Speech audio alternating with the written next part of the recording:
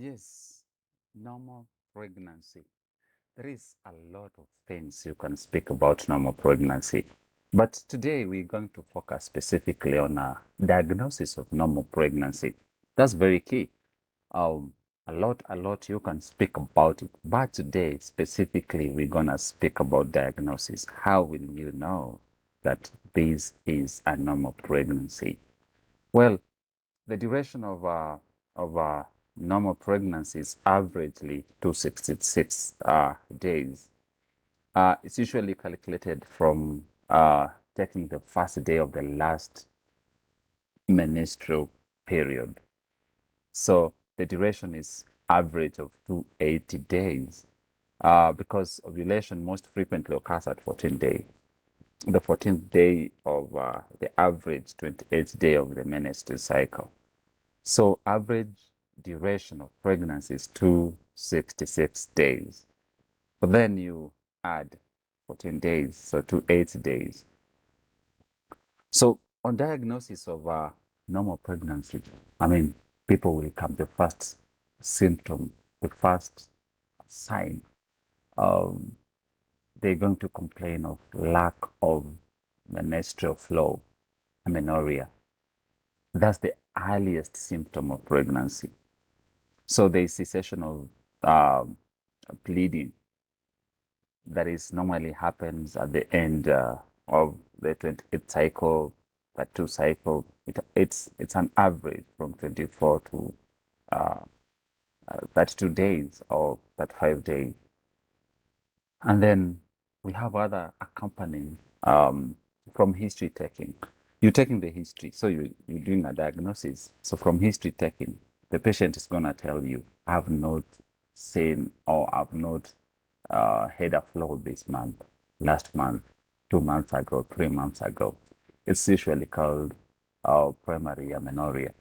Um, then the patient is going to tell you that I have nausea and vomiting usually in the morning, and this is called morning sickness. Um, then um, breast symptoms. The patient can tell you that I have some tenderness. I feel painful. I have painful, uh, tender and enlarged breasts. Then there is increased frequency of menstruation because of the enlarging uterus. So it's pressing over the bladder. So there is frequency of menstruation. And then there is abdominal enlargement.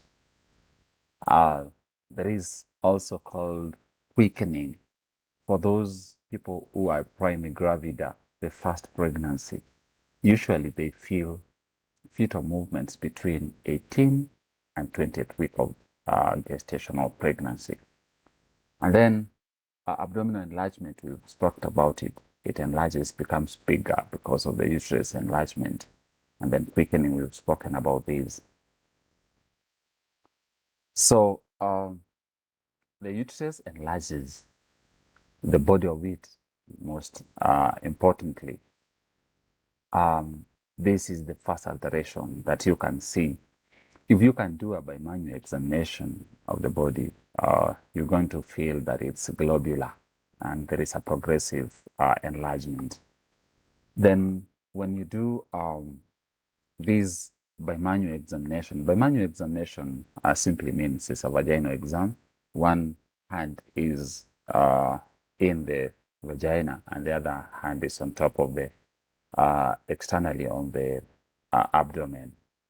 So the softening of the uterus, uh, the lowest part of the body softens fast, and because of this, and on bimanual examination, the globular fundus may feel distinct from the unsoftened suffix. So you're going to feel this is about the 9th week of pregnancy, and this is called Hager sign.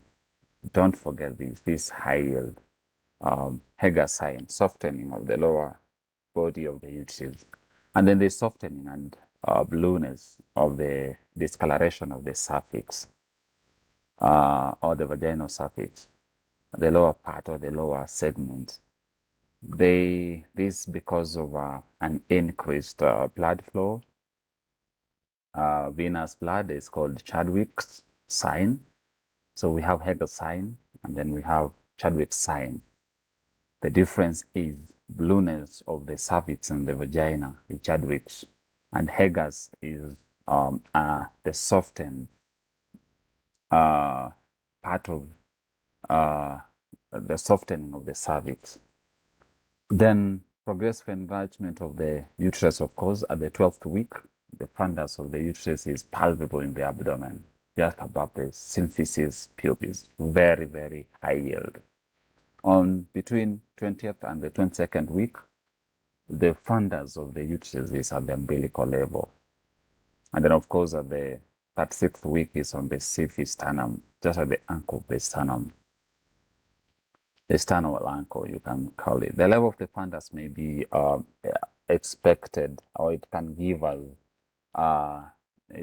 us a clue on the date of the gestational age. So we've said just above this symphysis pubis, you're going to have 12 weeks, 20 to 22nd week. This thing is going to be on the umbilicals. And at that 6th week, it's on the symphysis sternum. And of course, 40 weeks just below the symphysis sternum, 2 fingers below that. At term, it is again at the level occupied by 34 weeks because it falls back again. There's engagement of the body or of the baby. Then if it's higher than you expect, 12 weeks is at 20, the level of the 20th week. So expect multiple pregnancy, expect gestational trophoblastic disease, expect polyhydramnios, fibromyoma. This one I expected, and they are abnormal. We're going to see. But today we're focusing on the normal pregnancy. Then there is contractions. They are intermittent and they are painless. They are called Braxton hits. Then we have what we call the uterine sulfur or SAFO. The blood flow through the vessel in the blood ligament is greatly increased during pregnancy or auscultation at any time after the 20th week. This one is high yield as well. So we've said Braxton Hicks on the uterus. We've said about the cervix, the uterine cervix softening, Heger sign, Chadwick sign. We've spoken about it, about the blueness of that. And then we've spoken about the uterine sulfur, this auscultation of the roots in the uterine artery. You can ballot the head of the baby the 16th and 30th week is observed. And then this the palpation of the fetal parts around 24 weeks onwards. Then the fetal heart sound, you can auscultate it with a fetoscope. It may be heard after 24 weeks, but the heart function begins at 16 weeks. The fetal heart rate varies between 120 to 160 beats per minute. So fetal heart sounds can be detected from sixth week with a real sound or ultrasound. Then here we have the human chorionic gonadotropic or gonadotrophin as a hormone. This one, you can test it. It's usually excreted in urine. It's found in the maternal circulation and is secreted in maternal urine after implantation. The alpha subunit is also found in other hormones such as luteinizing hormone, follicle-stimulating hormone, but the beta subunit is specific for HCG. Very, very high yield. Don't forget this. We have the alpha and the beta subunit of human chorionic gonadotropin hormones, but the alpha one is non-specific. Beta is specific. The reason as to why alpha is not specific is because it's found in LH and FSH. Then finally, what have we said? How can you diagnose a normal pregnancy? I mean, from history taking, and perhaps you can do. There is history, amenorrhea. There is what we call morning sickness. The patient is coming, oh, for the last 2 or 3 months, I've not seen my menstrual flow. In the mornings, I mean, it begins the first month. After missing the first menstrual period, you're going to have nausea and vomiting in the morning. There's breast tenderness, there's fatigue, there's heartburn, there's shortness of breath. And then on examination, you can do biochemical examination, positive pregnancy test, human chorionic gonadotropic gonadotrophin as a hormone. Um, then we have frequent urination, light spotting, skin pigmentation. You might have acne, linear, nigra, chloasmia, Shadwick sign, Hecker sign, and then there's cramping of the uterine. Then positive signs of pregnancy, they confirm 100% the fetal heart sound, the presence of the fetus on ultrasound.